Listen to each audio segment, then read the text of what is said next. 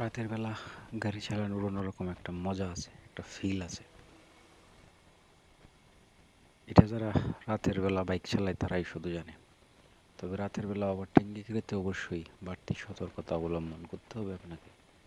Overtaking ক্ষেত্রে যে জিনিসটা করবেন সেটা হচ্ছে শুধু হর্ন বাজাবেন না। রাতের বেলা এত হর্ন বাজাতে হয় না। রাতের বেলা করতে হবে আপনাকে হেডলাইট দিয়ে সিগন্যাল দিতে হবে এবং সেটা সামনের গাড়ির যেন লুকিং গ্লাসে পড়ে। অর্থাৎ সামনের গাড়ির ঠান্ডা ঠান্ডা লাগতেছে, সামনের যে ড্রাইভার রয়েছে তার লুকিং গ্লাসে যে পর্যন্ত আপনি কন্টাক্টে না আসবেন ততক্ষণ পর্যন্ত ওভারটেকিং করা উচিত নয়। সেক্ষেত্রে অবশ্যই লাইট ব্যবহার করবেন যাতে সে বুঝতে পারে যে আমাকে ওভারটেকিং করতে চাচ্ছে। আর লং রুটের ক্ষেত্রে গাড়িগুলো একটু ভদ্র হয়, বিশেষ করে চিটাগাং রোডে আপনি সিগন্যাল দিলেই তারা সরে যায়। এটা একটা ভালো বৈশিষ্ট্য।